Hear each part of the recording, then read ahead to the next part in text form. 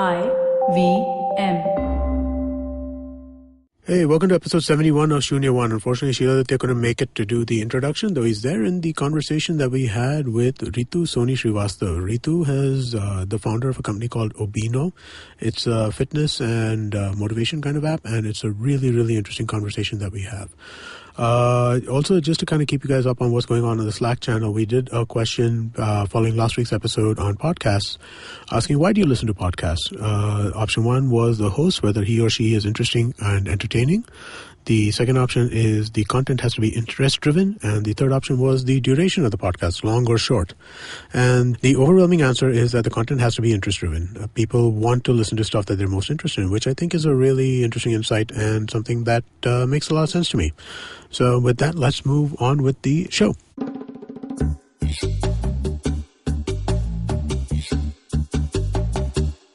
All right, welcome to Shunya One, episode 71. Welcome to the show, Ritu. How are you doing? I'm doing well, and I'm supremely flattered to be number 71. Yes, thank you so much. Thank you so much for coming. And it's great to have you talking to us, of course. And now that Shunya One is post our last episode with Amit, we know about what the podcasting world is about. It's interesting that you're here because your background has also been in radio.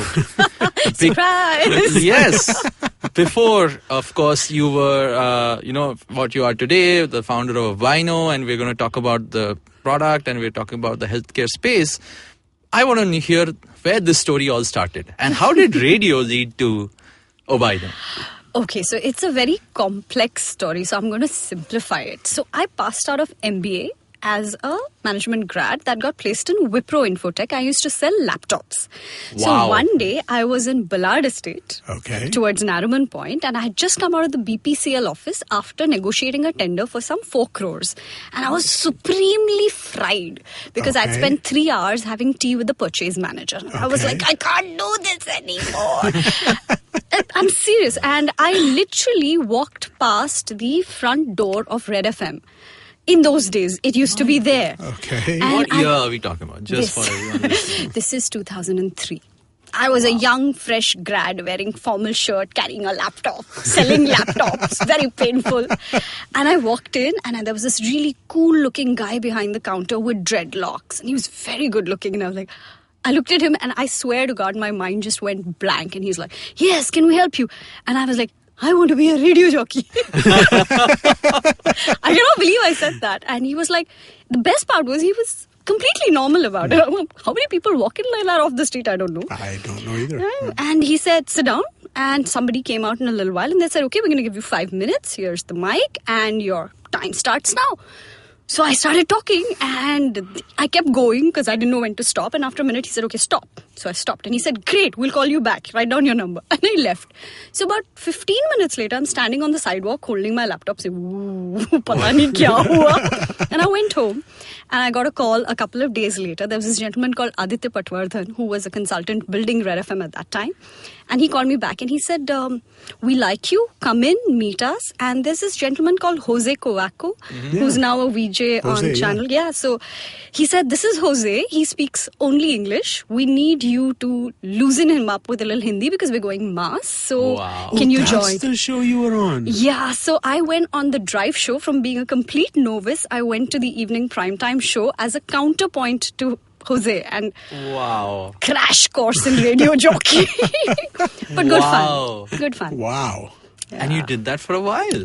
I did it for about a year and then I moved to Delhi. Then I set up a show of my own. But I constantly used to drift behind the scenes. So I would always be hanging out in the sales section saying, "Kaun sa dhanda ho raha hai? Kya deal ho rahi hai?" So after a while, the national programming head who was Vernon, he was like, "What are you always doing over there? Why are you not in the studio?" I'm like, "Yeah, I have idea. You can sell." So he was like, "You come here, do some work." So from there, I moved to client servicing. Then I became head of content. Then I became head of programming. Then I moved to Radio 1. Then I launched the station in Delhi for them. So good fun. Good nice. fun. Wow. Okay. That's quite extensive a radio experience. repertoire in the original radio business. Oh, good and fun. Here you are today on your first podcast. First podcast. So what are your thoughts of podcasting? Do you think that this is something that's going to be as big as I think it's going to be? I think it should be really big, and I think what's really cool about podcasting is that it kind of completely bypasses the traditional radio channels and the clamp that the government has on it, because the moment you get onto the internet, the OTT channels are kicking in. Now you have a direct pipe to the public. So now it's all about how riveting your content is. So. Yep. Awesome. See, I love it when people think the right things. I'm not even going to say the things I agree with. No, these are the correct things. Absolutely. I did my research before coming in. But continuing that story, how did you go from there to, of course, building Obino? Yeah, so I've always had a very eclectic career, and it's never been planned, a fact which causes my husband extensive heartburn. I always do things because I don't want to do the things that I was doing earlier. So when I was doing sales, I was like, I don't want to do this, let's do radio jockeying. And after that, I did radio jockeying. I was like, I don't want to do this, let's set up a station. Then after I'd set up a couple of stations, I'm like, I don't want to do this. So I have a very bad track record in that sense. But after radio, I was kind of wanting to get back to something a little more mainstream. And that was when I got a call from Airtel. And they asked me, they said, we've seen what you've done with radio. Can you replicate that for a telco, but paid? So he said, that sounds interesting. So I joined the new product development team, and that was my first experience of really building a tech product. And we built India's first smart radio concept. It was called Music on Demand. And that went on to do about 300 crores of top line in its first year, 11 million users. Huge product. We won awards for it. And that was when I said, this is something I could be good at. Right. Yeah, so I went to Airtel. From there, I jumped into the brand team. My last stint with Airtel was running their brand team for the mobile services business. Post that, I kind of got itchy, and then I got pregnant. Then I had my baby, and then I became very fat. And then after that, I said, I have to lose the weight. And that's how Obino happened. That's how Obino happened. So, and tell us about that story. So tell us about how, what did you see what didn't exist which led you to create the product? I think all the pieces really existed. So for me, what happened was I'm fairly short, like I'm 5 feet nothing, and I've always been petite. I've always been like 48, 49, never been overweight. So when I had my baby, I think in India specifically, when you get pregnant, people get so excited. Eat this, eat that. It's like every time food goes in your mouth, people have a party. It's just very I think people are like that in general. Yeah. We have so many festivals right now also. It's like eat sweets everywhere. Yes. And of course, when you're pregnant, it's like, oh, now 2 people. I know, eat more, here, eat again. And never the good stuff. Los, laddu khao, arey, laddu. And when you're pregnant, you'll be like, laddu. It was very bad. So I actually ate my way through my pregnancy. And at the end of it, I was some 25 kilos heavier. I was round. And because I'd never really been overweight before, I said, how hard can it be? I lose the weight, I go to the gym. None of that happened. Some 2 years later, I was still some 1 kilo down. And I was starting to get seriously messed up in the head. Because I think, for women, and I don't know how it is for men, I think it's relatively similar. But for women, it's very pronounced. You tend to carry over your inability to lose weight to everything in your life. I've been trying so hard, I can't lose weight. I'm such a failure. Oh God, my work is so crap. Everything bleeds over. Right. And you start getting temperamental, you start getting obsessive about things that really have no meaning. So I think when my daughter was about 2.5 years old, my husband, who's a very calm and gentle soul, he sat me down and he's like, listen, I love you very much, but you're turning into a psycho. Can you just stop it? If you can't lose the weight, get some help. It's not rocket science. Get some help. And it was very lowering, to admit that you need help. Like, you can't figure out something as basic as losing weight on your own. And that's when there was a dietitian who was very popular in Airtel circles. That's where I was. So I went to her and I hated her on sight. She was very strict. She was like my worst headmistress come to life in Haryanvi Hindi. God. And then she'd be like, she'd say, "Pure din aapne kal paneer khana hai." And I'm like, पूरे दिन पनीर कौन खाता है? You want to lose weight, you do what I said. Still hate her. And in 3 months with her, and 2.5 years, 3 months with her, I lost 7 kilos. And I'm like, ye kya ho raha hai? I couldn't figure it out for 2.5 months. This nasty Haryanvi lady made me lose So then I got very upset. And every week I would go, she'd give me a little parchi with notes on it. So I took all those parchis, spread them on one table. And I said, I will make my own plan. So I made my own plan. And then 6 months later, I'd lost another 12 kilos on my own. So I said, no, this is not rocket science. It's actually structure. Yeah. And the problem is we approach anything to do with health in such an unstructured way that we are dooming it to failure. Mm-hmm. So that was where I said, if I am struggling, there must be other people struggling. And in my own office, I had somebody in my team. I used to lead a team of 5 brand managers who was starving herself for her wedding. My boss was perpetually on her diet. His boss was perpetually on her diet. My boss's wife was fainting because she was not eating properly. So I'm like, this is all over the place. This is not just me. The problem is bigger. So that's when we came up with the idea of Obino. And I found a partner, Yogesh Sachdev, who's my tech co-founder. He's another calm soul like my husband. And we just built the product out. Now it's been 5 years, 6 years. Yeah. And how have you seen people, adopt to it? Obviously, hearing this story firsthand and, you see people around you facing these challenges. How did you get people to adopt to this through a tech product? And how has tech helped you scale, if we may understand? Because we've spoken to Vishal about his product here, and we've spoken about how generally we're not so receptive to advice in general as a culture. You don't and say. And then when there's a tech app also, it's the easiest thing to ignore. So how does I will ignore you also. No, I think what happened for me and the initial stages of Obino were very influenced by my personal experience. So I was able to crack it on my own because of the experience that I'd had. And that experience of 3 months with that dietitian actually prejudiced me against coaching. Mm-hmm. So the feeling that I came away with from her was, listen, this is not rocket science. I can do this myself. Right. And I had the motivation to do it. And therefore, the first version of the product that we built was a set of tools designed to structure the weight loss process, because that's how I did it. But when we rolled it out, we found out, and I will get to this a little later, we found out that it didn't work. Oh. People were liking it and they'd be like, oh, this is so nice, but can I speak to someone? Oh, this is such a great product. Do you have anybody I can speak to? Oh, I love this. I have questions. I'm like, what is going on? So then when we dug deeper, we realized that every single principle is fine. At a principle level, you need to eat more fiber. Hands up, everybody. How does that translate into my daily diet? Now, my cook doesn't come in the morning. I'm supposed to make breakfast on my own.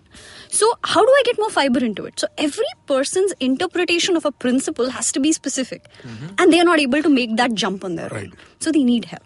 So then we move from a complete do-it-yourself automated model, we move to a coaching-based model. And that's when the whole thing really caught fire. So we said, Okay. So that's how it works. Okay. And how did you actually go about it? So what did you actually do apart from adding the coaching model to Obino? And then, what have you seen in the last, it's been more than 5-6 years now. You've seen a lot of people adopt to the platform. Have you seen a change in the trend? And what kind of success stories do you have, if you can share some? So in terms of success, we've had lakhs of kilos lost on the platform. Wow, and you're tracking... we've had over 1 million downloads, lakhs of kilos lost.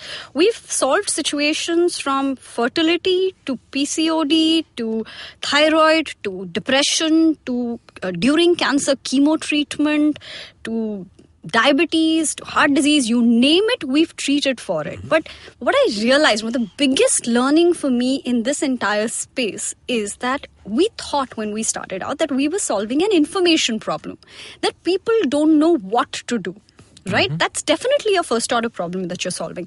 But the real core of it that you eventually realize you're solving, which is tremendously hard to solve, is the motivation problem. Yes. You're solving for behavior change, and behavior change is a bugbear of epic proportions. Yes. So and that's for everyone, for every domain. For every domain. So, and health, in India, it's more pronounced because one, you're trying to solve and change behavior. The second problem is in health is a burning need issue in India. Traditionally, in India, you don't go to the doctor till you're sick. Right. Yes. You never go to the doctor from a prevention perspective. Yes. And that's why people will only come to you when things are so bad that it's very difficult to bring them back from that state. So some people will come to me when they have 600 ka sugar. Like, kya karu in that state? Come to me when you're pre-diabetic and I can, pull you back from the brink. But when you're completely manifesting all symptoms, it's very difficult. So what also therefore happens is that people don't take their health seriously. They come to you at the last moment and then they don't get instant results, which you won't. Right. And then they lose faith in the process. So it's a very tricky set of situations to kind of solve. Wow. And how did you? Again, structure, coaching. What do you see as what Obino could do maybe to extend on this model of, the dietitian model or the nutritionist model? How, since you had access to one and you had a trusted, someone vouched for them, right? So you approached them and you accepted your problem and whatnot.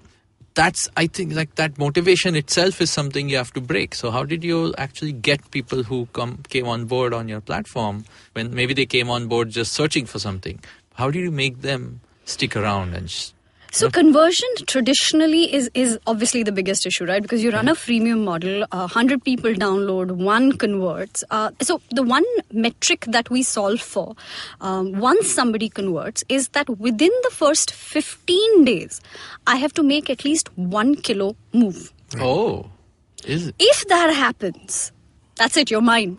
Your soul is mine. No, actually what happens is pretty much people come to us when they've lost hope everywhere. They've tried everything and they haven't succeeded, and then they come to you and they come to you with a mindset of, this is not going to work. I'm going to try it because I've really run out of options. Yeah. And when they come there, if you can, in the first week, if they see a 200, 300 gram weight loss, they're like, wait, what just happened? Right. Something is working. Something happened. So I did something and I saw a correlation. Oh, this is working. And then they lean into the process. And then in 15 days, if they've lost a kilo, they're like, dude, I can do this. Right. And then it kind of snowballs. Nice. So, but it's tricky because they have to listen to you as a coach for you to make that stuff move. Right. And Indians don't listen so well. That is true. That is true. Where is Obino going to go from here? What's your next big milestone that you're looking for? I mean, obviously, we're a country of a billion people with God knows how many with various issues which you guys coach for. How do you go to the big India mass story? Or outside, is that the plan? What's next on the horizon? So for me, I think personally, this was a bit of a passion. It wasn't really so much as playing the startup game. It's something that I started genuinely out of, a conviction in this space. But when we attacked this problem, we realized we are only focusing at a particular stage in the continuum of healthcare, which is not prevention, which is curative in its very nature. So we see, for instance, there was this case that really broke my heart. There was a 13-year-old child who was 102 kilos.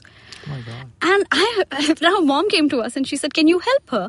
And she already is exhibiting gross symptoms of thyroid. And I'm looking at her and I'm like, what can I do at this stage? Why didn't you as a parent do something earlier? Could you not see the progression? And that's when I realized that in order to really influence outcomes, curative is one aspect of it. But you need to get into the game early. You need to get into the preventive aspect of things, which is fostering well-being and health at a preventive space. So that would affect how you are going out and looking for customers too, right? Wouldn't Absolutely. it? Because, right now you're mostly probably geared towards finding people who have health issues. Yes. But now you're going to need to be geared towards pretty much everybody who could have health issues at some point in the future, which is everybody. Bang on. And I think what made it even more important to focus on this space is that we had a solution to a given set of problems once the problems occurred. But in order to completely address and start, base ourselves earlier in the continuum, we'd have to reinvent ourselves. And that's why we really got involved with Roundglass, who is a strategic investor. And they invest across the continuum of healthcare. They believe very strongly in the preventative aspects of things as well. So we became part of their portfolio. And now we're working with them to address the entire continuum. So I think that's where we're going next as a business. Awesome. That's great to know. And on that note, I think we're going to take a quick break, come back and talk some more about how we actually solve for this big, great mess of a country that we have. It's such a difficult question that, the overall question is so hard that, let's try and figure out if we can get some insight into it, because it's not an easy answer at all. Yeah. You know what it's been? Like every week has been an awesome week on IVM. This week on IVM, we got the 300th episode of Cyrus Says. To mark this milestone, Cyrus has an MTV VJ reunion with Malaika and Nikhil Chinnappa. Listen in for tons of laughter and nostalgia. You really, really don't want to miss this. 300 episodes. On the Scene and the Unseen, Amit Verma is joined by a farmer leader, Gunwant Patil, to discuss India's agricultural crisis and the state of farmers. On Know Your Kanun, lawyer and host Amber Rana helps us to understand the complexities related to the laws and rights regarding cruelty. Last week on the Pragati podcast, Pawan and guest host Shambhavi Nayak were joined by renowned scientist Dr. Kumarasamy Thangaraj to discuss the great genetic diversity of India. On the Kinetic Living podcast this week, Coach Urmi talks to stand-up comic and the host of Keeping It Queer, Naveen Narona, about his busy schedule and the struggle to create a fitness regime for himself. And as always, if you're not following us on social media, please make sure that you do. We are IVM Podcasts on Twitter, Facebook, and Instagram. We do a lot of really interesting stuff over there. Also, make sure you check out our YouTube channel. We have this thing called IVM CCTV over there where we give you guys a glimpse into the studio. And with that, let's continue with your show. Welcome back. Of course, we've been talking to Ritu about how she built Obino or is it Obino? I'm sorry. Obino. It's all good. Just download the product.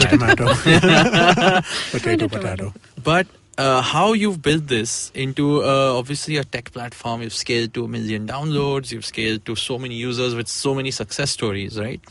One of the things I ask about tech products in general, because it's literally an app on your phone, while there is a question answer aspect to it, there's a coaching aspect, there's a real person behind the screen. What do you see, how have you built your product experience, or have you focused on building your product experience such that you actually generate trust? Because trust for any product, whether it's a fintech, it's a bank app, whether it's a gaming app, whether it's whatever it is, right? When your user is investing some time and listening to you, how, especially with respect to their health, like their life is in your hands, how do you build that trust? I mean, apart from showing them results in 15 days, which you spoke about, which is amazing, how else do you do this? I mean, do you go the whole, we are accredited, we have doctors, we have nutritionists who are legit, or like, how do you do it? What has your learning experience in building the tech piece of this been?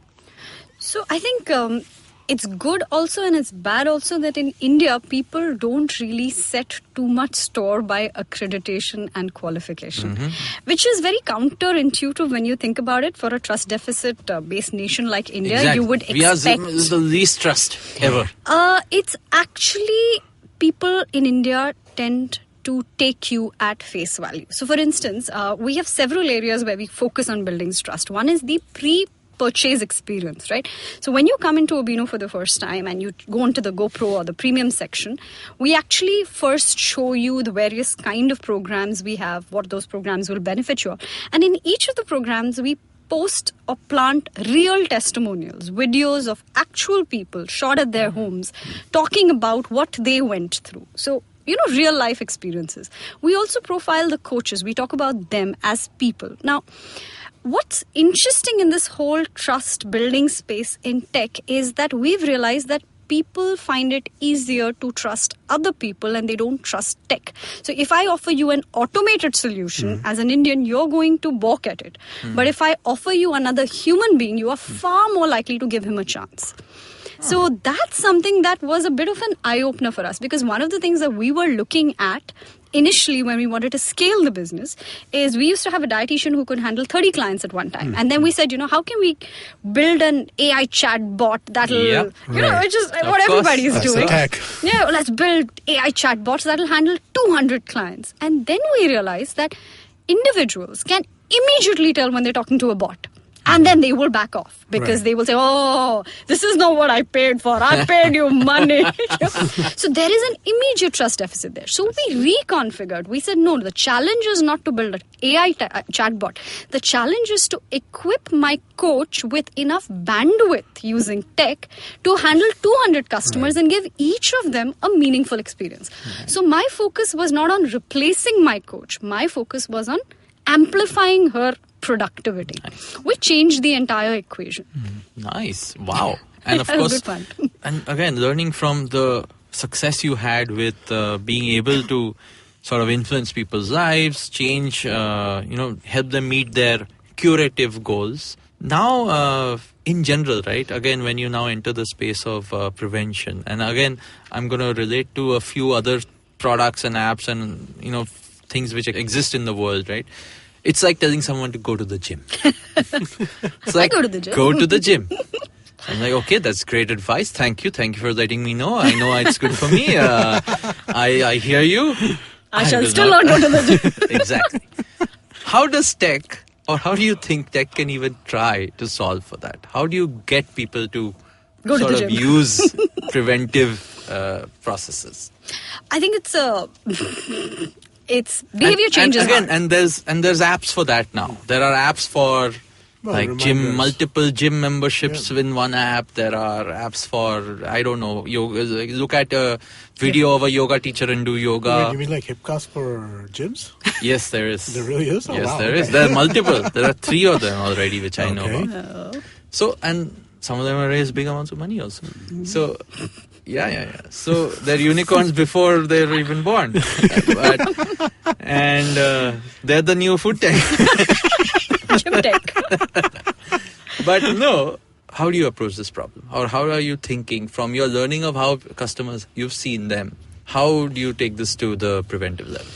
See, I think when we talked about behavior change and we talked about prevention, it gets trickier because there is no immediate burning need for you to do that, right? So it's completely dependent on your goodwill of wanting to do something.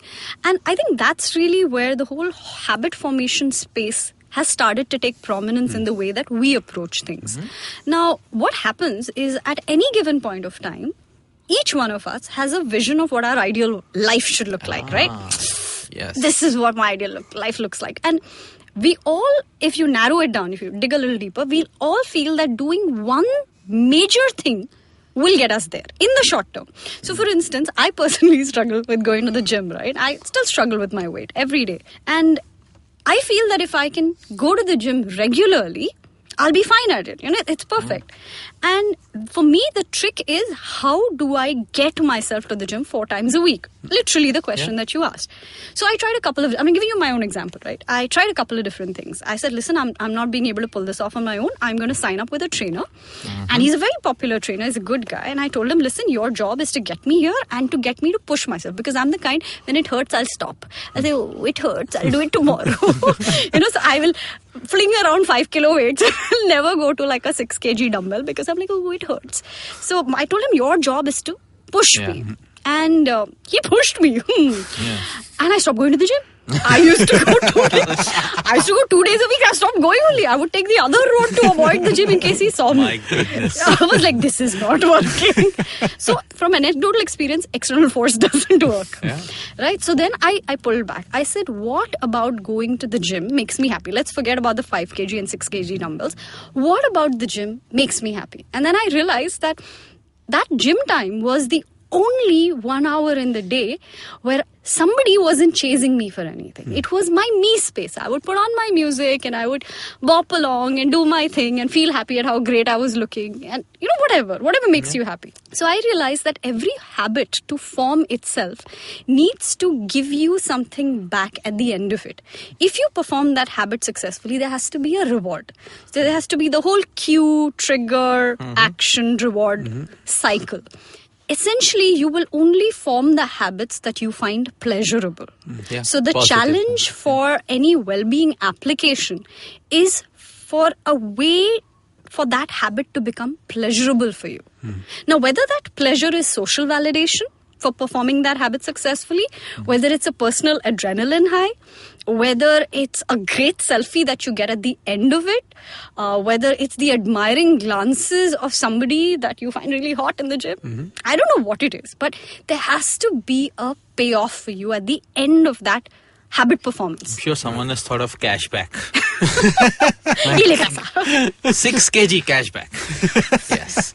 So, and that could work. I should try that. I think it could work if you think about it. Try that, I think it definitely could work. Right? I mean, like if you're there are now like if you link your Fitbit to some insurance company, so there is a bunch of stuff like that. They lower reduce your premium. Yeah. There is stuff like that for sure. But even that, but I mean, like even just on a purely kind of this, that lose 3 kilos, get your money back. 30% of your money back. Gatorade.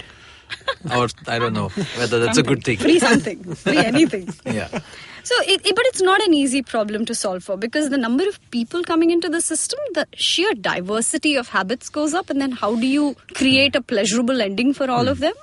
It's a problem we're working on. Interesting. Yeah, I don't think that there's an easy solution to that, because you're right. Everybody is going to have their own thing that is going to make them like, okay, yeah, this is something that I feel like I want to do. And yeah, how do you kind of, I agree. I don't see how you can.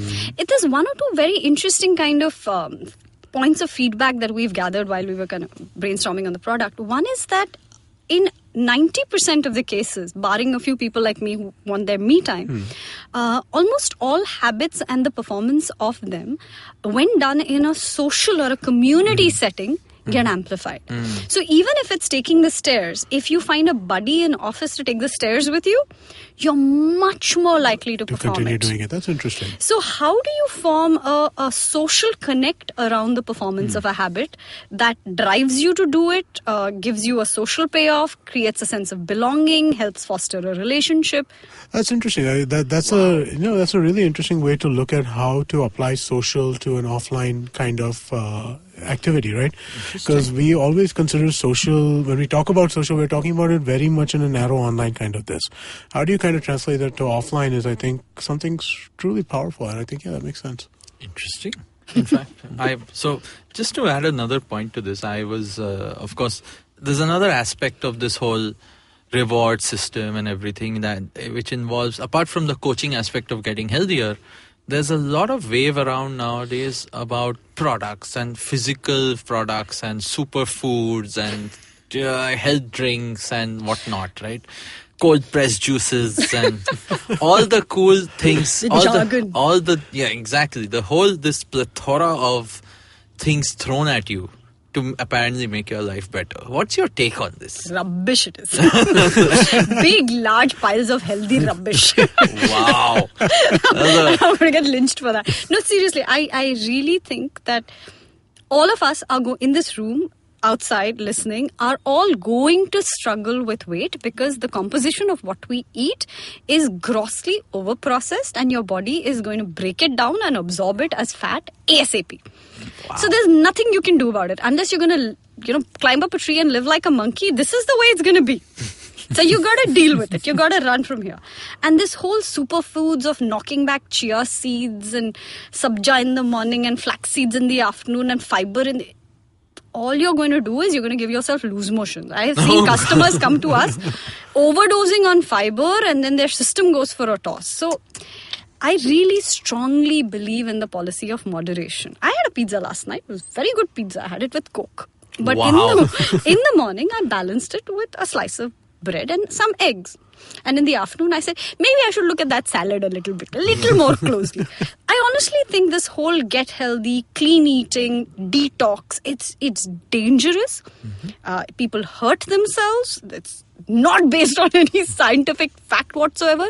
There's a lot of Instagram faff floating around. Exactly. And it's scary because we see young people coming to us with nutritional deficiencies. Put your hand on one young girl's shoulder and I will challenge you she'll be anemic. Wow. Because they're not eating right. They're all eating rubbish all the time. And it's okay to eat rubbish as long as you balance it with some regular home food. Right. Have that katori of dahi, put some cucumber in it, have a katori of dal. All our regular food is fine. Just stay normal. So I think extreme behavior will lead to problems, but this, you must eat clean, you must detox, let's have, kale juice. I'm very scared of these cleanses and all. They make me think of going to the toilet and I'm like, potty time! Very uncool. Wow, I think we got the answer to that. Yes, you did. Loud and clear. You got a very definitive answer. No more potty cleanses. But, okay, great. So I think, of course, there's so much yet to be done in this space. There's so much to be solved for. And of course, you'll continue to do that with all the new initiatives you have and the new partnerships you have. What's the scope of, you think, India in general, right? And as a culture, like if we started with our conversation with how we are always about eating and eating and eating. It's all about just go for it, right? Do you see that changing beyond the current user base? Obviously, your user base is more urban. It's people who have addressed that they have issues. But we also here we have a lot of conversation around how, in the last few years, the mobile market has exploded to rural tier 2, tier 3. There's a lot more information access the rest of the country today has. They probably have other medical problems and challenges. But do you see products like yours or this whole space addressing even that market? I think it's a little difficult, honestly, because... like the non-English people who don't know anything, they don't know what a chia seed is. Thank God for that.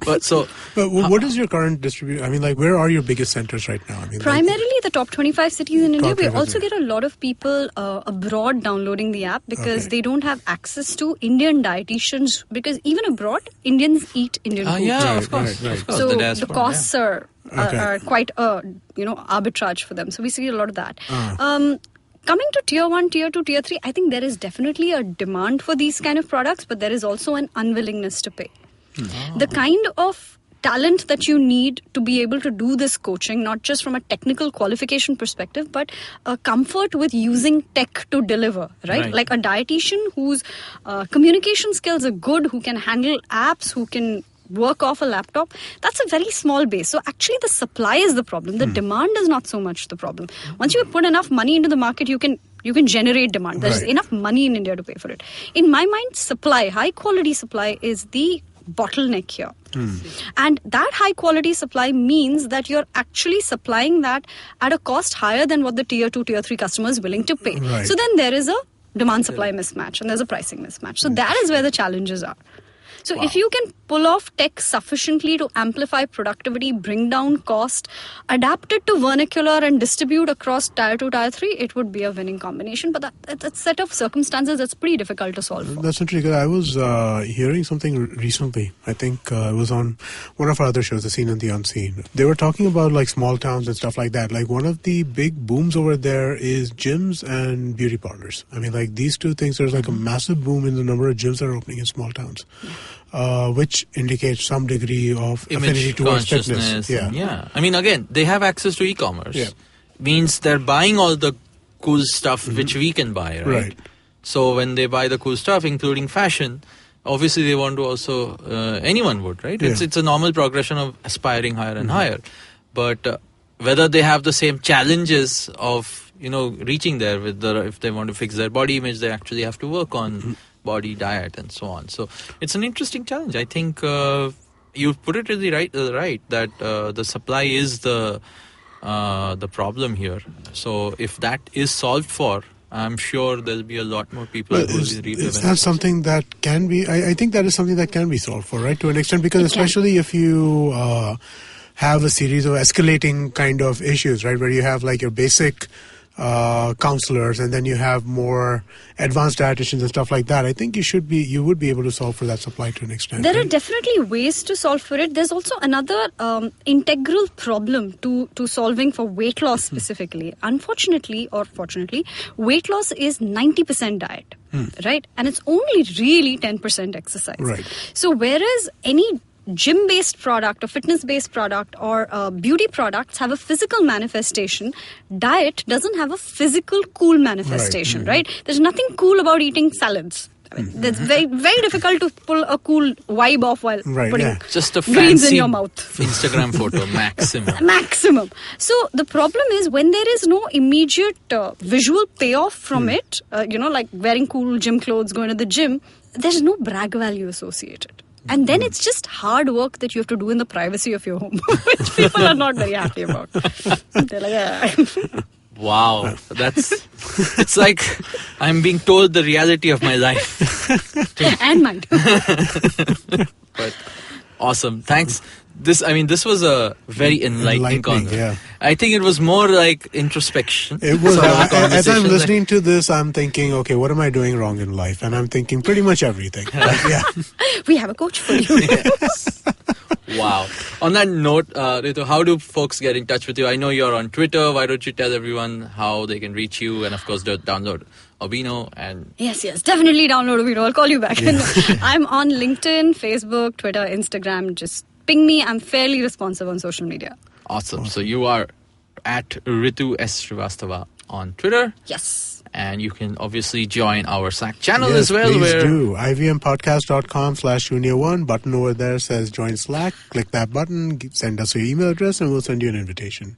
Absolutely. Also, please make sure that you do, or please not make sure, but at least please do give us some ratings and reviews. iTunes, Savan, YouTube, wherever you're listening to the podcast. I mean, I'm sure there's a place to just give us a little rating or a little review. Please do that. That kind of thing helps too.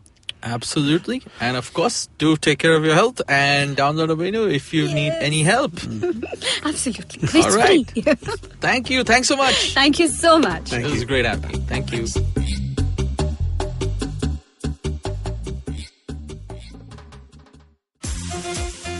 Long, long ago, not in Bethlehem, but in a place nearby, there was a wonderful birth of a huge show, which I like to call Cyrus Says, a show that encapsulates everything in human history, from the first Homo sapien to the last Homo sapien, who's traversed the entire world and then come back to India. This is a show which tells you everything about everything. If you want to know, avoid Google, come to us. It's called Cyrus Says. Get new episodes every Monday and Thursday on the IVM Podcast app, website, or wherever you get your podcasts from.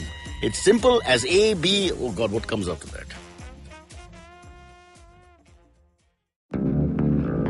Did you know that Parsis in Mumbai, instead of being left at the Tower of Silence after they die, are now cremated?